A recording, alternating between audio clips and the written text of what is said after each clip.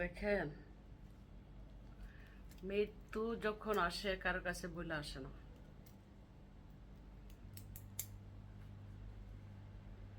মৃত্যুর খবর জানে একমাত্র আল্লাহ।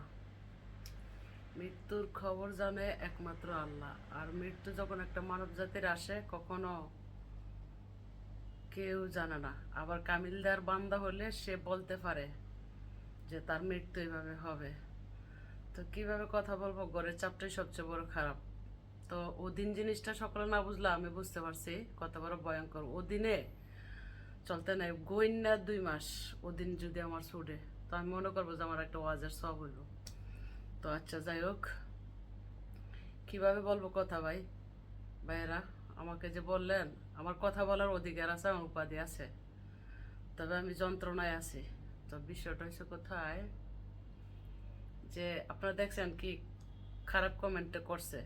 তো মাননীয় সেনা প্রধান ভাইদেরকে বলবো যে আমাদের যেন সবকিছু নিরাপদ থাকে, দাবি জানাচ্ছি। আপনার অনুসরণে আমরা চলবো অবশ্যই, ইনশাল্লাহ। তো ঘটনা হয়েছে কোথায়, যে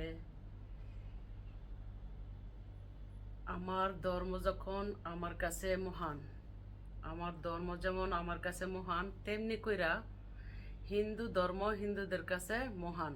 তাদের মন্দির, তাদের বাড়িঘর কেন আগুনে জ্বালানো পোড়ানো হয়েছে? তাদের মন্দির কেন ভাঙ্গা হয়েছে? হায়, তাদের ধর্ম তাদের কাছে মহান।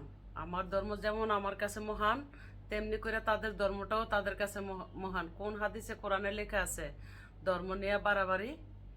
কোন হাদিসে কোরআনে লেখা আছে যে এক ধর্ম লোক যে আরেক ধর্মকে এইভাবে নির্যাতন করা, অত্যাচার করা? কোন ধর্মে লেখা আছে? এগুলা কি হচ্ছে? এগুলা কি? এটা কোন ধরনের নীতি? এসব কি দেখা যাচ্ছে?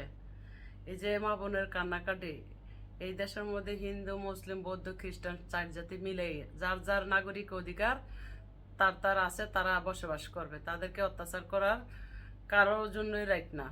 তো আচ্ছা, যাই হোক, আর আমরা কি কথা বলবো বলতে গেলে দেখছেন তো কমেন্টের মধ্যে আইসে কি বলছে। তো যে কমেন্টটা করছস যে আমার এই করবি সেই করবি, আইস আমার সামনে, জবাই দিমু ফালাইয়া নারী হতে পারি, আইস সামনে, পরে লোক কথা।